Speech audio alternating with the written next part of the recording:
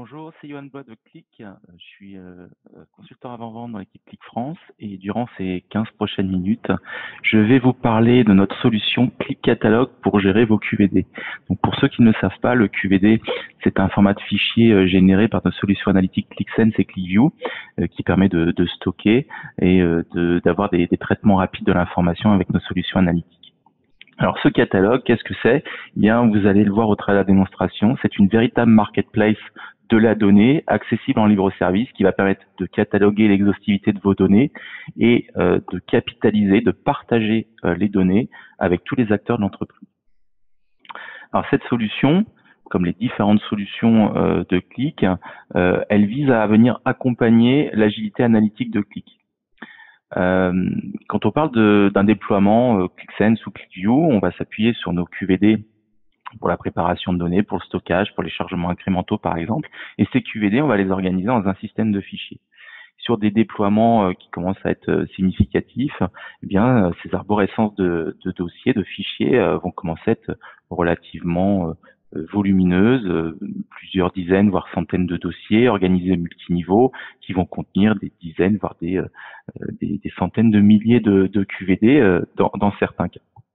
Et donc, si on souhaite accompagner l'agilité analytique, ça veut dire aussi donner accès plus facilement à la donnée. Donc, on a un vrai enjeu, des objectifs à vouloir démocratiser l'accès au QVD. Et je vous propose de parcourir les principaux. Le premier, c'est comment je fais pour trouver rapidement la donnée. Le deuxième, c'est tout ce qui concerne l'agilité. J'ai une donnée dans l'entreprise, je veux qu'elle soit tout de suite accessible facilement au plus grand nombre. Et puis plus largement, si je veux démocratiser l'analytique et démocratiser l'accès à mes données, il faut que je donne de l'autonomie à mes utilisateurs. Mettre à disposition un dictionnaire de données qui va référencer tous les QVD, c'est bien, mais il faut également être capable de restituer la vérité sur la donnée à l'instant où je veux l'utiliser, c'est-à-dire rendre la donnée exploitable, qu'on puisse l'utiliser en connaissance de cause au moment où on en a besoin. Et aller bien sûr encore plus loin pour restituer l'exactitude de la confiance qu'on peut avoir dans cette donnée en termes de qualité de données, en termes de qualité de service par exemple. Lorsqu'on parle de préparation de données, et ça concerne bien sûr aussi nos QVD, on a différents acteurs dans l'entreprise aujourd'hui qui sont à même de pouvoir apporter de la valeur sur le processus de préparation de la donnée. Qualification, exploration, enrichissement de la donnée, par exemple par les data scientists ou par des analystes métiers, détection des problématiques de qualité, correction, etc., etc. Et durant ce processus, eh bien, on a potentiellement différentes personnes dans l'entreprise qui peuvent jouer un rôle vraiment important. Comment on peut faire pour leur permettre justement de collaborer et d'apporter chacun leur pierre à l'édifice de la fiabilité de la donnée, et également pour raccourcir le délai entre une donnée brute et une donnée prête à l'emploi. On a également la problématique de la barrière technologique. Accéder à une donnée, c'est pas toujours trivial pour tout le monde. Donc, si on veut démocratiser cet accès, il faut qu'on soit en mesure de venir accompagner le processus de la data literacy. Et c'est ce que Click s'emploie à faire sur toutes ces solutions, c'est les rendre faciles d'accès et les rendre accessibles au plus grand nombre. Et puis plus largement, quand on parle de données, on parle aussi de gouvernance de données. Et là, ici, avec le catalogue Click, on se propose de venir enrichir les capacités de gouvernance, notamment sur les QVD, avec une capacité à pouvoir découvrir, disposer d'une connaissance sur l'exhaustivité des données disponibles dans l'entreprise, mais également être capable de savoir qui en est responsable, quelles sont les personnes qui l'utilisent, qui viennent la consulter ou qui vont mener des actions sur ces données et où est-ce que ces données sont utilisées, par exemple dans quelle application ClickSense.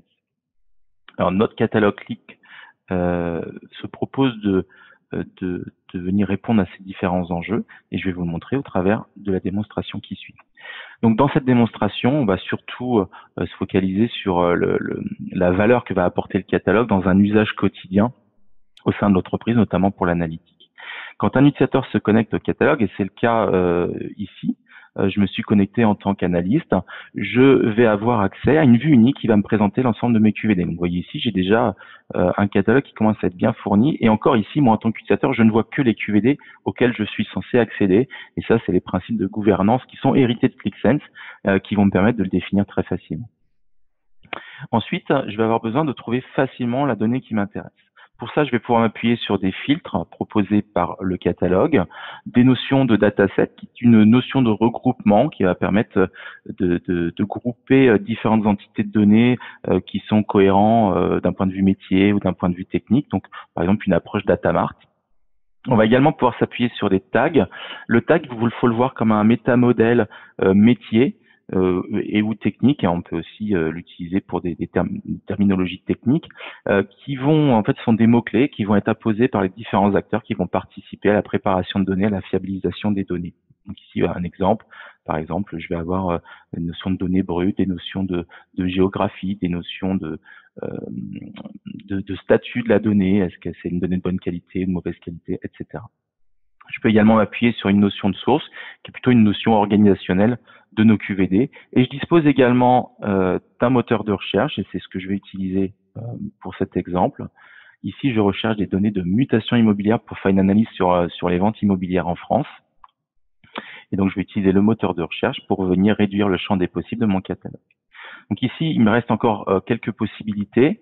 Je vois que j'ai différentes entités de données portant sur les mutations immobilières, et il y en a une qui a une taille beaucoup plus importante, c'est ce que me dit l'indicateur en bleu ici, la taille à 100%, une entité de données avec 3,5 millions de lignes, et cette entité de données, via les métadonnées quantité renseignées, me permet de savoir que j'ai toutes les ventes immobilières France plus DomTom, des données en plus qui sont prêtes à l'emploi sur le périmètre France, avec un statut or, correspond à la donnée de vente, ça a l'air de correspondre à ce que je veux. Maintenant, est-ce que cette donnée, je peux lui faire confiance? Et pour ça, je vais m'appuyer sur deux autres indicateurs. L'indicateur vert que vous voyez ici à gauche et l'indicateur à droite, popularité. Le premier va me donner une information sur la qualité de service de la donnée. Donc, on va s'appuyer ici sur la fréquence de rechargement. Par exemple, si j'ai une donnée qui est rechargée tous les jours et qui doit me donner une fraîcheur à J-1, eh bien, si à un moment donné, il y a un rechargement qui ne passe pas, s'il y a un rechargement qui tombe en échec, eh bien, cet indicateur ne sera pas à 100%. Donc, j'aurai cette information et je pourrai utiliser les données en connaissance de cause, notamment si j'ai besoin de les embarquer dans une analyse qui va être distribuée plus massivement dans l'entreprise. C'est important que j'ai cette information pour que je puisse aussi communiquer auprès de mes utilisateurs. Le troisième indicateur, qui est l'indicateur de popularité, lui aussi va être très intéressant pour moi en tant qu'utilisateur final, puisqu'il s'appuie sur deux types d'informations. La première, c'est est-ce que mon catalogue a été bien renseigné? Est-ce qu'on a posé des mots-clés? Est-ce qu'on est venu renseigner les différentes métadonnées comme les descriptions, ce genre de choses sur les champs et sur le nom du QVD? Et puis le deuxième type d'information, c'est toutes les statistiques d'usage qui sont collectées au travers du catalogue et au travers de ClickSense, c'est-à-dire qui vient consulter cette information, qui l'utilise et l'embarque derrière dans une analyse ClickSense. Donc celui-là va être vraiment intéressant pour moi pour savoir si c'est une information qui est couramment utilisée. Si elle est couramment utilisée, a priori, je vais pouvoir moi l'utiliser vraiment en toute confiance. Alors je peux bien sûr avoir davantage d'informations sur mon entité de données. Il suffit pour ça d'explorer un peu plus. J'ai accès à un échantillon de données.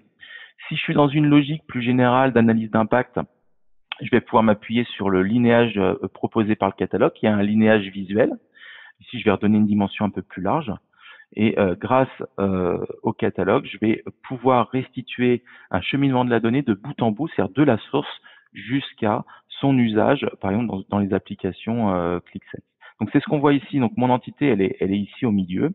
Je vois qu'elle prend sa source dans une base de données relationnelle PostgreSQL, probablement un système transactionnel, qu'elle a transité vers un data warehouse dans le cloud avec Snowflake, qu'elle a été ensuite, elle est passée entre les mailles d'une application ClickSense pour être transformée, peut-être pour être enrichie avec un champ à valeur ajoutée. Et je dispose, moi, d'une entité prête à l'emploi qui est d'ailleurs déjà utilisée dans une application ClickSense pour l'analyse des mutations immobilières. Si je continue l'exploration dans le catalogue de cette entité de données, je dispose bien sûr de la structure en termes de champs, et pour chaque champ, j'ai des données de profilage qui ont été calculées par le catalogue qui vont me donner des informations, valeur minimum, maximum, la typologie de la donnée, le pourcentage de valeur vide ou nulle, et puis des informations de distribution qui commencent à appréhender réellement la structure, on va dire, fonctionnelle de mes données. Et si je continue, en bas de mon entité de données, je retrouve également des informations sur la relation entre les entités de données. Alors ça, c'est très intéressant parce que ça nous permet de matérialiser les relations entre entités, par exemple, de pouvoir matérialiser un data mart, mais également de pouvoir définir tous les liens possibles entre les différents jeux de données dans l'entreprise. Et ça, pour l'analyste, ça va être vraiment important. Ici, j'ai trouvé la donnée qui m'intéresse. J'ai également accès à des entités de données que je vais pouvoir croiser avec mes mutations immobilières pour pouvoir faire mes premières analyses. Je vais les sélectionner une fois que je les ai trouvées. Et là, je me retrouve vraiment dans une expérience d'achat. D'où la notion de vrai marketplace de la donnée dans l'entreprise. On va plus loin ici que le dictionnaire de données, qui est un dictionnaire papier dans lequel on pourrait feuilleter pour avoir une connaissance des données disponibles dans l'entreprise. Là, je vais vraiment pouvoir maintenant faire le lien directement avec l'analytique. J'ai trouvé mes données, je les mets dans mon panier, et à partir de mon panier, je vais pouvoir mener différentes actions. Alors, enrichir mon catalogue, notamment en créant un nouveau dataset ou en enrichissant un dataset existant. Mais ici, ce qui va m'intéresser, c'est de vraiment passer à l'action, de pouvoir créer une application ClickSense qui va me permettre de valoriser cette donnée en indicateur, en visualisation, pour prendre mes décisions, pour transformer réellement l'entreprise, en tout cas pour m'apporter de la valeur métier. Donc, qu'est-ce qui s'est passé ici? Le catalogue a demandé à ClickSense la création d'une application avec le chargement de ces deux entités de données. Les entités de données étaient déjà prêtes à l'emploi. Elles se sont associées naturellement via ClickSense et je peux, moi, en tant qu'analyste, directement passer à l'analyse. Et pour ce faire, je vais utiliser le moteur cognitif de Click et lui poser une question toute simple. Quelle est la valeur moyenne de mes ventes immobilières? Et le moteur cognitif va me proposer des façons pertinentes de restituer cette information avec un indicateur que je vais positionner sur mon tableau de bord, une représentation cartographique par région, ici une segmentation par type de logement et par région qui peut aussi m'intéresser, etc., etc. L'idée, c'est pas de faire une démonstration de ClickSense, mais en tout cas, très rapidement, j'ai trouvé la donnée. Je peux, en un clic ou deux clics, la valoriser au travers de ClickSense sans avoir à développer de compétences techniques particulières. Donc ici, je vais me focaliser par exemple sur les maisons, pouvoir zoomer sur la région et pour voir très rapidement que, et on s'en doutait, les ventes, la valeur des ventes valeur moyenne des ventes en Île-de-France est largement au-dessus de la moyenne nationale. Alors ici, bien sûr, j'en suis qu'aux premières étapes de mon analyse et puis je vais travailler de manière itérative, de manière très agile et j'ai besoin d'enrichir avec d'autres données cartographiques ou d'autres axes d'analyse pour enrichir cette application. Alors, je pourrais retourner dans le catalogue pour aller chercher les informations qui me plaisent, mais comme je suis dans ClickSense, ce serait bien si j'avais accès au catalogue directement dans ClickSense et c'est le cas. Si vous allez dans le gestionnaire de données, et c'est ce que je fais à l'instant, pour pouvoir enrichir avec des nouvelles données, j'ai accès au catalogue. Donc, au même titre que les connecteurs, les connexions déjà existantes, mon catalogue est intégré dans ClickSense et je bénéficie donc de toute la valeur du catalogue en termes de métadonnées, de connaissances sur l'information et de capacité pour trouver facilement la donnée. Ici, je vais m'appuyer sur les mots-clés, les tags, et je recherche de la donnée géospatiale. Comme les données étaient correctement taguées par mes collègues responsables de la préparation de la donnée, je vais pouvoir très rapidement trouver les données et les utiliser en connaissance de cause. Alors justement, cet enrichissement de la métadonnée, elle se passe dans le catalogue. Donc je reviens ici dans le catalogue. Au niveau du module de découverte, j'ai à disposition en fait, toutes les connexions ClickSense qui sont cataloguées. Ces connexions ClickSense qui ont elles-mêmes été, on va dire, paramétrées ou ajoutées par les administrateurs du catalogue, donc les personnes à qui on a donné les droits pour le faire. Et moi, si je dispose des bons droits, je vais pouvoir participer et contribuer à l'enrichissement du catalogue. Alors ici, j'ai une source de données de QVD que je vais pouvoir aller explorer. Ici, j'ai une entité région. Sur cette entité région, je vais pouvoir venir modifier les propriétés, ajouter par exemple un mot-clé que je vais appeler Gold pour dire que voilà, j'ai un statut hors de mes données qui garantit qu'elle est fiable, qu'elle a été qualifiée et que je vais pouvoir l'utiliser.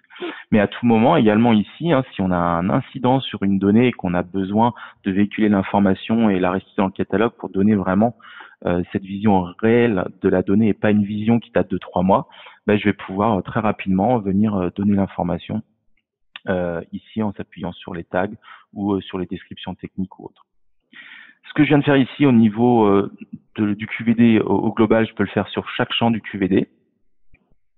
Et au niveau du champ, je vais également disposer de capacités supplémentaires. Ici, je suis sur le champ Region ID, une notion de commentaire qui va me permettre de collaborer avec d'autres personnes en créant des flux de discussion. Ici, on voit qu'on a déjà un flux qui a été créé qui porte sur la qualité de ce champ, avec un problème de qualité qui a été résolu, donc avec un statut approuvé.